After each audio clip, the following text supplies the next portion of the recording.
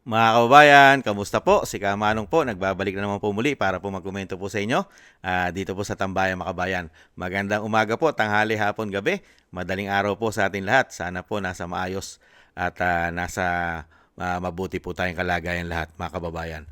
Umpisa na po natin, magkomentuhan po tayo, mga kababayan. Ito po, komentuhan po natin ang pagdalo po ng pagdalo po mismo ng Vice President sa kanya pong budget hearing po for 2026, mga kababayan. Siyempre po, expected na po natin ito na talagang ang Vice President po ay pupolitikahin po, lalo-lalo po ng Makabayan Black. Hindi po ba? At kung ano-ano po ang dinala ang kanya pong budget, siyempre po, sa walang kamatayan confidential fund, at siyempre po, sa walang kamatayan na travel niya, mga katambay. At sinagot po lahat ito ng Vice President, mga kababayan. At pakinggan po natin at komentuhan po natin lahat, mga kababayan. Madam Chair, this is the subject of an impeachment trial, and I would not like to discuss the defense for the impeachment trial. Kaugnay po sa notice of disallowance, ang sabi po kasi ng COA, December 3, yung mga 105 activities na inilunsad dun sa mga dinisilao na activities ay nangyari between December 13 to December 31. And yet, sa mga nakaraang hearing ay napag-alaman po na December 20 pa po na ilabas ang SARO at na-withdraw yung 125 million. Kaya nga sinasabing nagastos ito in 11 days from December 20 to December 31. So ang tanong lang po natin, ano po ang paliwanag doon sa nakapamahagi na kayo ng mga sinasabing reward money noong December 13 pa lamang samantalang hindi pa po lumalabas ang pera ng confidential funds. Pwede po bang may paliwanag yon? Madam Chair, this is the subject of an impeachment trial, and I would not like to discuss the defense for the impeachment trial. Representative Madam Chair, Pino, wala please naman pong- proceed with the next question. Madam Chair, I would just like to note na wala pong impeachment trial sa kasalukuyan. Madam Chair, in fact, it is archived in the Senate. No? Okay, so next question na po. No? Lumabas din po sa nakaraang mga hearing sa House na nag-submit po ang Office of the Vice President ng 2,670 accomplishment reports at kasama po para po sa liquidation ng 500 million pesos worth of confidential funds under the Office of the Vice President. At ayon sa investigasyon ay 1,322 out of 1,992 names in the OVP ARs submitted to the PSA have no birth records. So kasama po dito yung mga pangalang Mary Grace Piatos, Fernando Tempura, meron pang Shell Jokno. No? Kindly wind up your Opo. question. Again, pwede po bang mapaliwanag ng Vice Presidente kung bakit ganon ang sinabmit at bakit walang supporting documents ang mga accomplishment reports na ito?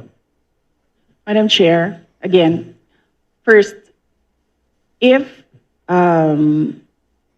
the committee would like to ask how the Commission on Audit conducts its audit, I request that all the questions be propounded during the hearing of the Commission on Audit. Second, the subject confidential funds is a matter in impeachment proceedings, which is archived, but there is a pending motion for reconsideration in the Supreme Court. I cannot discuss defense strategy.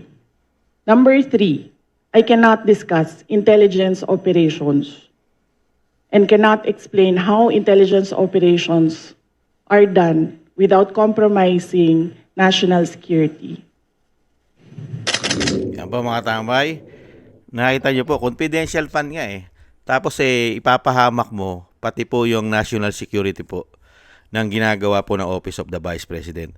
At syempre po, protektahan mo po yung tao.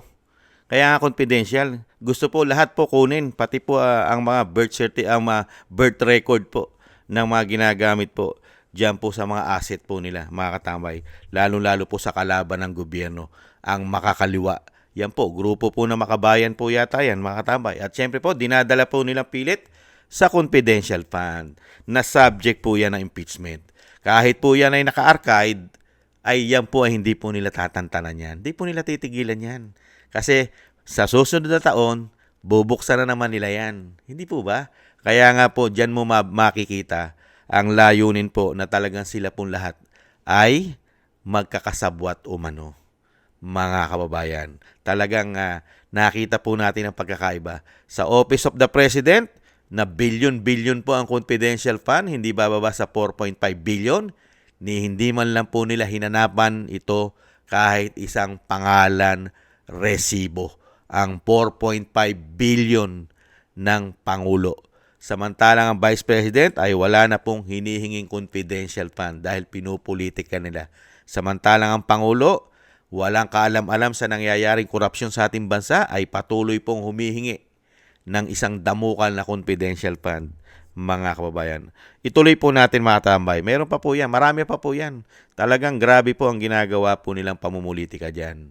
Hindi po ba? Kaya lang po, ang Vice President ay isa rin pong abogado yan. Alam niya po ang proseso po ng confidential fund.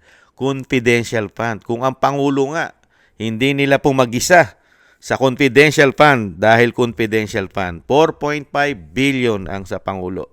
Pero ayaw po nila itong questionin, mga kababayan.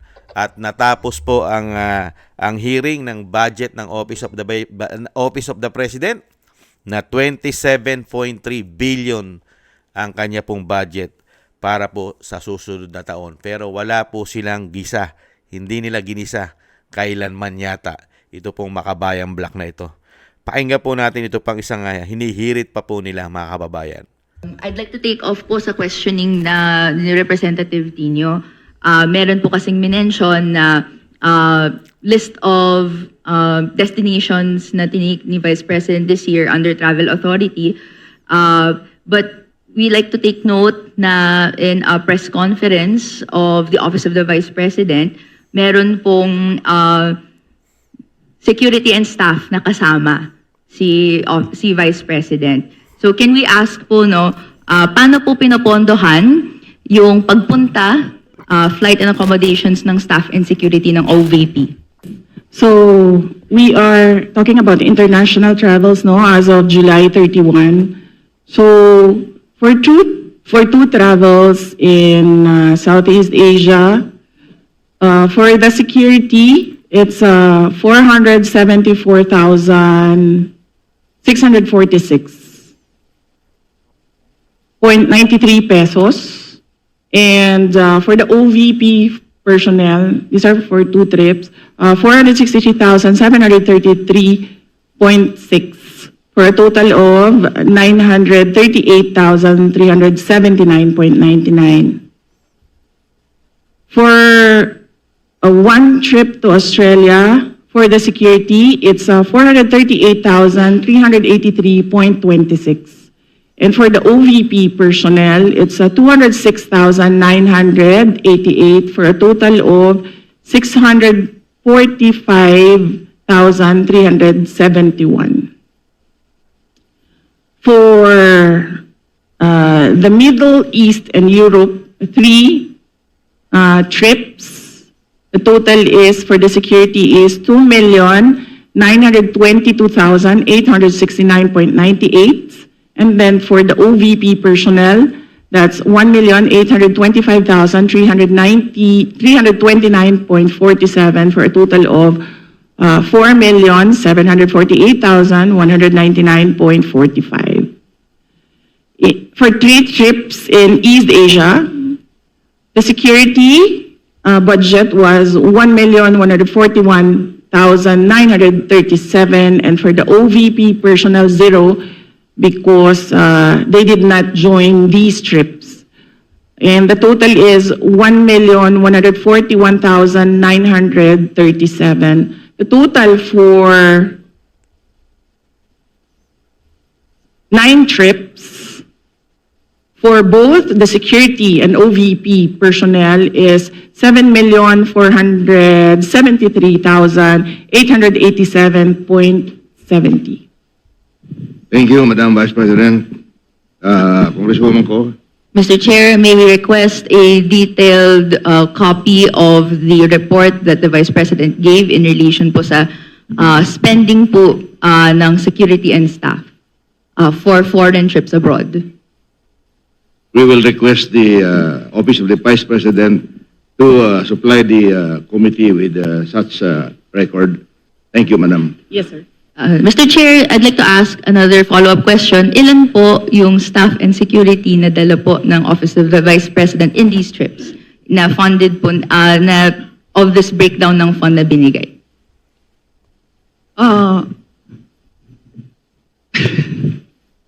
Luoy na kayo mong naong, sir, ba? Kanang... Madam Chair, for the security, I understand they recommend, the Armed Forces of the Philippines recommend 3 to 4 security personnel, but the Office of the Vice President only approves 2 security personnel. And for the Office of the Vice President personnel, that's 1 ceremonial and diplomatic affairs employee, 1 for MPRD, that is the media relations and public affairs division, and then 1 for as assistant to the vice president. So those are the approved personnel who joins the vice president in her trips. So, to clarify, Mr. Chair, these personnel in total ay sinagot ng OVP fund of totaling 7.4 million pesos sa ating mga foreign trips. Madam Chair, not all foreign trips, as I mentioned. Security is always recommended by the Armed Forces of the Philippines, but some trips do not have OVP personnel because there are only 3 trusted OVP personnel who can do the work that I demand from them, and sometimes they are not available. Opo, mga tambay, nakita nyo po. Talagang lahat po ay tinatanong po. Pero ang nakapagtataka, never po yan nakita natin nung sa budget na po ng presidente. Wala na po silang malalim na pagtatanong, mga kabayan. At hindi po nila inusisa lahat, pati po ang foreign trips ng Pangulo, kung magkano po nagagastos ng kanyang security, at mismo ang Pangulo, kung magkano po ang nagagastos ng Pangulo sa kanyang mga foreign trips at local trips, mga tambay. Nakita nyo po ang pamumulitika, systematic na systematic. Kaya lang po, hindi po nila kaya ang isang vice president na mag-isa. Dahil lahat po ay recorded. Kumpleto po ang record ng vice president at talagang hinayang na hinayang po sila sa 7.4 million na nagagastos po ng vice president at lalo po ng kanyang mga personnel o security, mga staff na kasama, nakakaunti.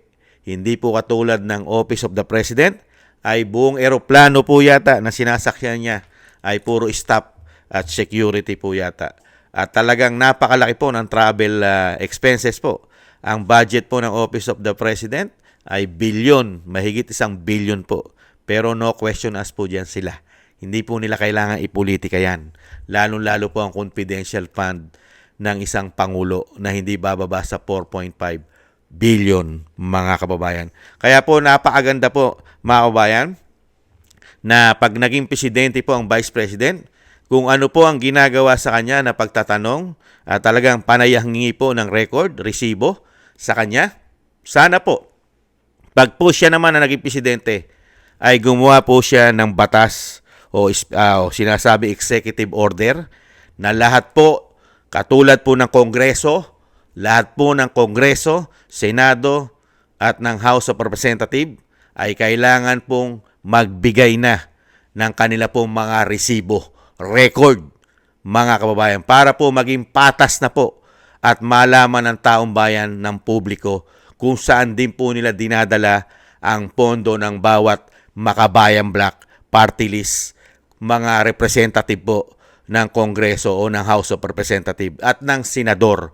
ng Senate. Kailangan na po yan kasi nakita po natin kung paano po nila kalkalin at talagang pilit na ipolitika ang budget ng Office of the Vice President. Pati po ang confidential ay pilit po nilang kinakalkal at pati po ang mga travel expenses na wala naman pong gastos ang Office of the Vice President na kanyang sarili. Wala pong gastos ang pamahalaan, walang gastos ang gobyerno mismo sa Vice President sa kanya pong mga travel abroad. Hindi po gumagastos ang taxpayer. Ang mga security lang po niya ang ginagastosan po dahil po yan ay mandato ng gobyerno at siyempre po ng AFP na suportahan at seguridad at siyempre po bantayan ng seguridad ng pangalawang Pangulo dahil po ito ay Pangulo na rin. Hindi po ba? Kaya napakaganda po yan, Vice President. Sana po, pag kayo na po ang Presidente, ay sana po ay maging makatotohanan po. Dahil gusto po namin, katulad ni Kamanong, kung ano po ang ginagawa po sa inyong investigasyon, lalong-lalo sa pera ng bayan, ay makita na rin po ng taong bayan kung ano naman po ang pinagagamitan ng isang party list, congressman o representative ng bawat distrito. At lalong-lalo po ang speaker kung saan po nila dinadala ang pera ng taong bayan. At kailangan po ito ay recorded at may resibo rin na makita po natin. Dahil panahon na po yan. Dahil napakahabang panahon po mga kababayan, nasarado po ang libro niyan. Kaya nga pinabubuksan po ni dating Pangulong Duterte yan eh. Open your book. Dahil ang institusyon nyo ay pinakaratin, pinakabulok, pinakakorap na institusyon sa bansa. Hindi po ba? Yan ang sabi ni dating Pangulong Duterte. Pinakakorap. Dahil nakatago ang libro nila. Walang hearing, walang public hearing ang bawat congressman at bawat party list katulad ng Makabayan Black kung saan nila dinadala at ginagastos ang pera ng taong bayan. Sana, Vice President, pag kayo na po ang Pangulo, ay kailangan po maging patas na po lahat. Ang pera ay makita ng taong bayan kung saan dinadala ang budget katulad ng ginagawa sa inyong pagpamumulitika. At talagang pilit kayo hinahanapan ng butas ng korupsyon. Gusto rin namin makita yan sa mga congressman na sila po ay kinukuhanan at binubusisi ang gada sentimo ng pera ng bayan kung saan nila dinadala ito. At magkakaalaman at lalabas po ang tunay na baho ng mga congressman at mga senador at ng mga party list, mga kababayan. Pag ito po ay natupad na sa mga darating na panahon, napaka-importante po ito. Dahil po ang Kongreso ay bumabudget po yan ng trilyon. Hindi po bababa sa 20 billion. Pagka sinuma mo po yan, ay trillion po yan sa tagal ng panahon na binabudgetan po natin ang House of Representatives at ng Senado. Trillion na po yan sa haba ng panahon, mga kababayan. Ang binabudget po nila dyan ay napakalaki. Hindi po bababa sa 20 billion.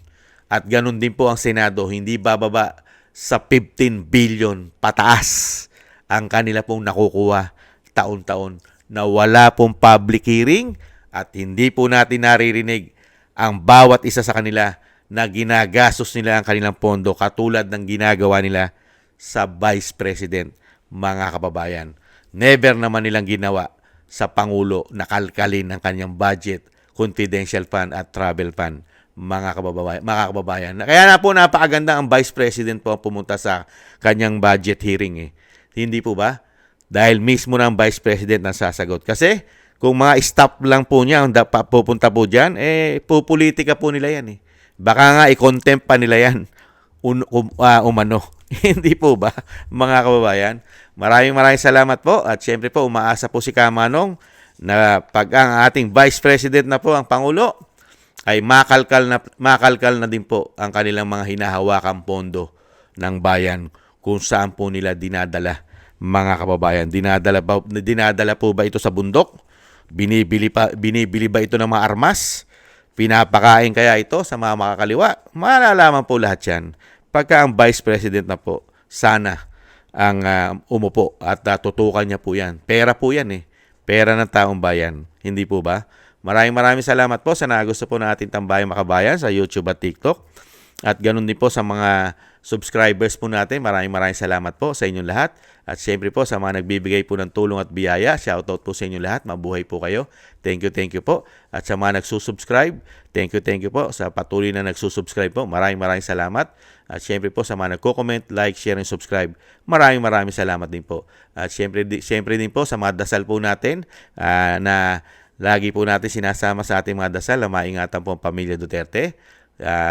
Ang Vice President, ang dating Paong Duterte, ay madugtungan pa po ang kanyang buhay at kalakasan at makabalik pa po sa lalong mabilis sa ating bansa. Maraming salamat po sa mga dasal, mga kababayan. At ganoon din po mga kababayan, tayo po ay magdasal nang maingatan po tayo at ang ating buong sambayanan. Thank you po mga kababayan. Sa muli po, paalam. Bye-bye.